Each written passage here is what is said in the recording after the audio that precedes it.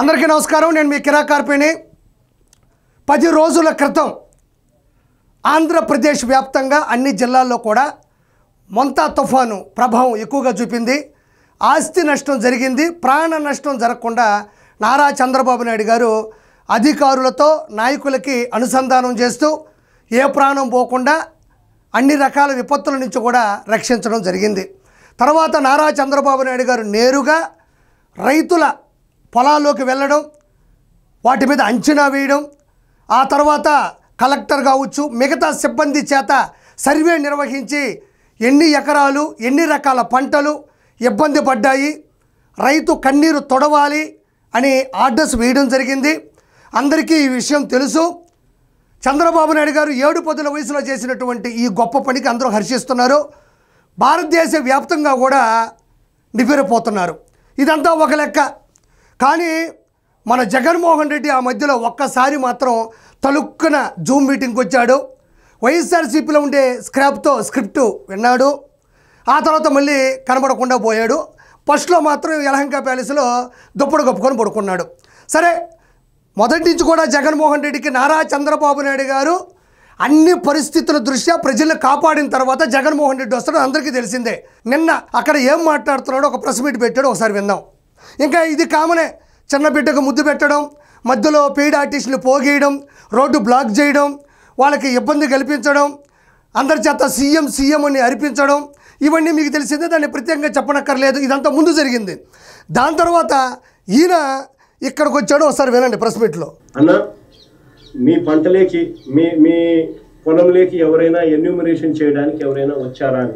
ఇక్కడ మీ పంటలోకి అంచనా వేయడానికి ఎంత ఆస్తి నష్టం జరిగిందో తెలుసుకోవడానికి ఎవరైనా వచ్చారా అన్నా అంటున్నాడు. ఇదే అన్నా అని షర్మిల అడుగుతుంది. అన్నా, నేనేం తప్పు చేశానన్నా?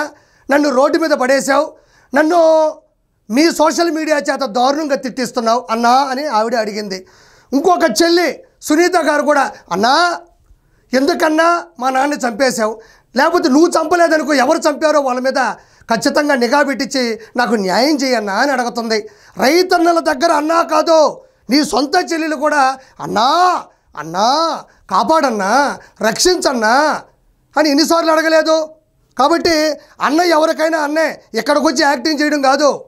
ఇంకోటి, నారా చంద్రబాబు నాయుడు గారు ఇందాకే చెప్పాను నేను, మొత్తం ప్రాణ నష్టం జరగకుండా జరిపిన తర్వాత అంచనాకు వచ్చిన తర్వాత నేరుగా రైతుల్లోకి వెళ్ళిన తర్వాత అధికారుల చేత సర్వే చేయించి ఎంత అవుతుందో ఎంత ఇవ్వగలమో ఖచ్చితంగా సహాయం చేస్తానని మాట ఇవ్వడం జరిగింది.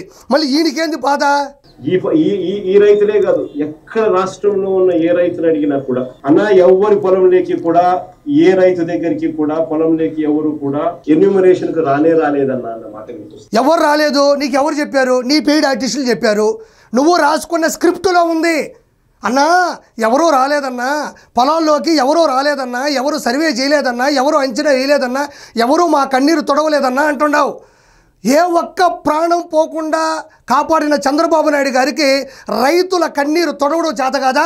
రైతులు నష్టపోయినటువంటి ఆ ఆర్థికానికి వెసులుబాటు కల్పించడం చంద్రబాబు నాయుడు గారికి చేత కాదా? నీది ప్రతి ఒక్కటి మొదటి నుంచి స్క్రిప్టే.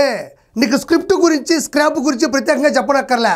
ఎన్యూమరేషన్ చేసేటప్పుడు ఏ అధికారి అయినా కూడా ఫస్ట్ పొలంలో అడుగు పెట్టాలి. ఈయన చెప్పేదేమో ఎన్యూమరేషను, వెనకుండేదంతా 5 రూపాయలు రెమ్యునరేషను, అంతా పెయిడ్ ఆర్టిస్టులే. వీళ్ళని ఎవరైనా చూడండి, ఎవరైనా వీళ్ళు రైతులు అంటారా? వీళ్ళని ఎవరైనా రైతులు అంటారా? అప్పటికప్పుడు ఆ టవల్ తీసుకొచ్చి అన్ని కండువాలు వేసేసి మొత్తం వెనక చూడండి, మొత్తం వెనక నిలబెట్టేసినాడు అంతే. నాకు తెలిసి ఇక్కడ ఒకసారి చూడండి. సుంకు విరిగిపోయిందా? సుంకు విరిగిపోలేదా?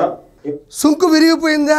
సుంకు విరిగిపోలేదా కాదు, నీ మీద మనుషులకి మనసు విరిగిపోయింది. 2019 నుంచి 2024 మధ్యన నువ్వు చేసినటువంటి శాడిస్ట్ పనుల వల్ల, నీ శాడిజం వల్ల, నీ సైకోతనం వల్ల మనుషుల మనసు విరిగిపోయింది. సుంకు విరిగిపోయింది. తర్వాత సంగతి మళ్ళీ ఇట్టు చూపిస్తున్నాడు. ప్రపంచంలోకే వ్యవసాయ రంగంలో గొప్ప పద్ధతులు పరిస్థితులు తీసుకునే వ్యక్తి అయిన ఎన్జి రంగారావు గారి తర్వాత ఎన్జి రంగా యూనివర్సిటీలో గోల్డ్ మెడల్ కొట్టాడు. ఆయన ఎన్జి రంగా గారి యూనివర్సిటీలో, వ్యవసాయ యూనివర్సిటీ ఉంది కదండి హైదరాబాద్లో, దాంట్లో ఈయన గోల్డ్ మెడల్ కొట్టాడు. సుంకు బూజు ఏం వచ్చింది ఏం పోయింది దాని మళ్ళీ చూపిస్తున్నాడు. ఇట్ట చూపిస్తున్నాడు.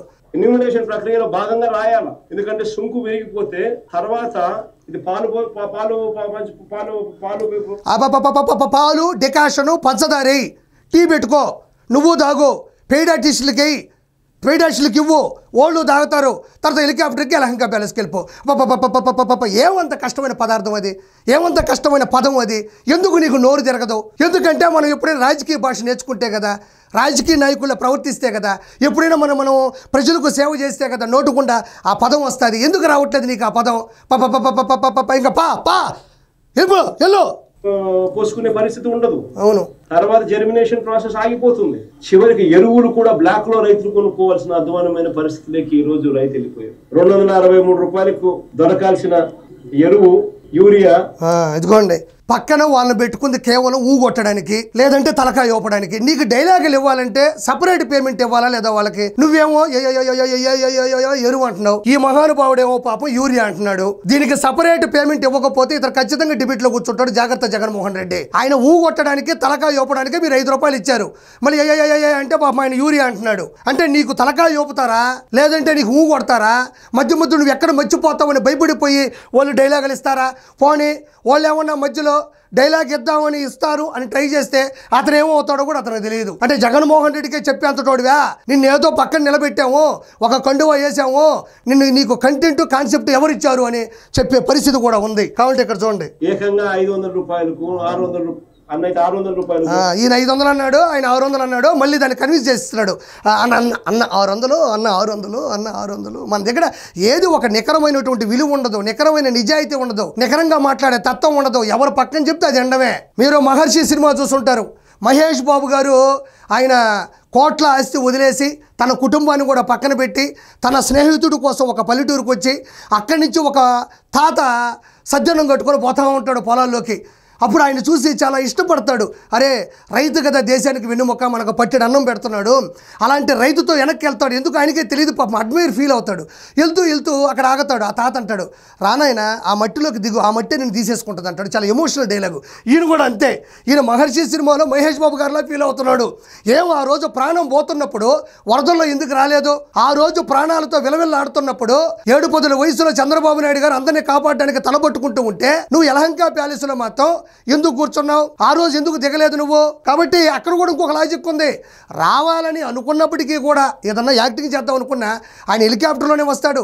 హెలికాప్టర్కి వాతావరణం అనుకూలించలేదు. ప్రజలకి ఏమవుతుందన్న విషయం పక్కన పెట్టండి.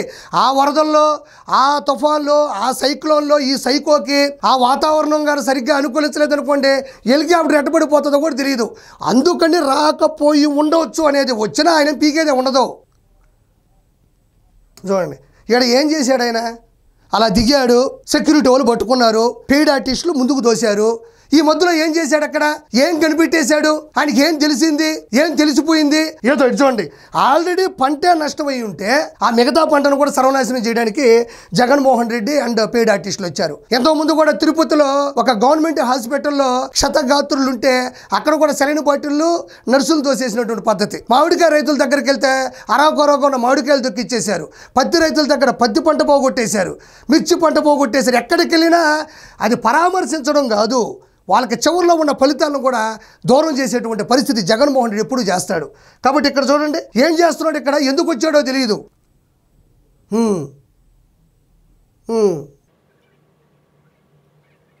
ఏడకు వచ్చేదేదో అసెంబ్లీకి రావచ్చు కదా, ఎందుకు ఇంత బాధ నీకు?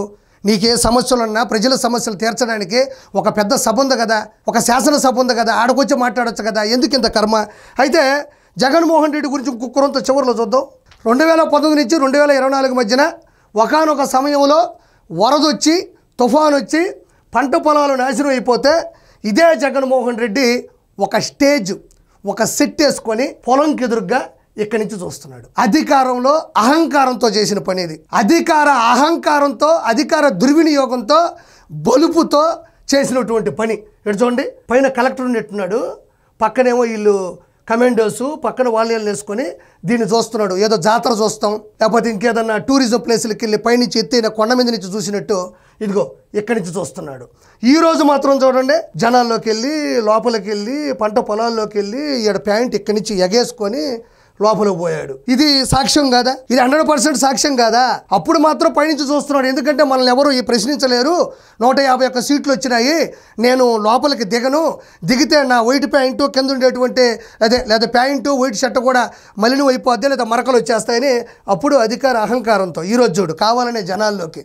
కాబట్టి జగన్మోహన్ రెడ్డిని నమ్మే పరిస్థితుల్లో జనాలు లేరు. అదేవిధంగా ఇంకొక చిన్న ప్రూఫ్ అనమాట. ఇక్కడ చూడండి, జగన్మోహన్ రెడ్డి ఎక్కడున్నాడు, పక్కనే ఒక రైతు టవల్ కట్టుకొని ఏదో ఆయన బాధ ఆయన చెప్పుకుంటున్నాడు, కానీ మనం దాన్ని తప్పుగా మాట్లాడలే. కానీ ఆ రైతు ఎక్కడి నుంచి వచ్చాడు అనేది ఒకసారి చూద్దాం.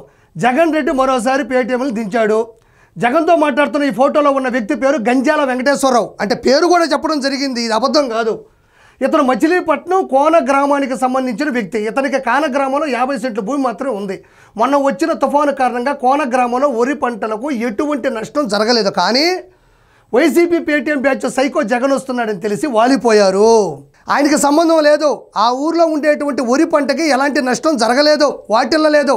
కానీ జగన్మోహన్ రెడ్డి వస్తున్నాడు కదా, ఎవరైనా బాగా ఎక్స్ప్రెషన్లు ఇచ్చేవాళ్ళు, ఎవరైనా కెమెరాకి ఫేవర్ చేసేవాళ్ళు, కెమెరా ముందు బాగా మాట్లాడగలిగే వాళ్ళు ఎవరో అని అడిగినట్టున్నాడు. ఇతను పోయి వెనక ముందు చూసుకోకుండా పట్టుకొని వచ్చేసారు. కానీ సోషల్ మీడియాలో ఎవరు ఎక్కడని తెలిసిపోతుంది కదా, పట్టుకొచ్చారు. ప్రభుత్వం పట్టించుకోవడం లేదని దుష్ప్రచారం చేస్తున్నారు. మచిలీపట్నం కోన గ్రామానికి సంబంధించిన వ్యక్తికి పెడన మండలం గూడూరులో పొలం ఎక్కడ నుండి వచ్చిందో మరి ఆ పేటీఎం బ్యాచ్కే తెలియాలి. ఇదిగోండి, ఇది తప్పు కాదు అని చెప్పేసి మీరు ఏదైనా ఒక వీడియో చేయండి. ఇతనిది ఆ ఊరే అని చెప్పే దమ్ము ధైర్యం మీకుందా? ఈ రైతు ఎవరైతే ఉన్నారో ఇతను రైతే, నేను కాదనట్లే. కానీ ఈ రైతుకి ఎంత పంట ఉంది, ఎక్కడ నష్టం వాటిల్లింది, ఆయనకి ఎంత బాధ వచ్చింది అనేది కాదు. అతను ఈ ఊర్లోనే పంట ఉంది, అది నాశనం అయిపోయింది, అందుకే ఆయన అక్కడికి వచ్చాడనే చెప్పే దమ్ము ధైర్యం మీకుందా?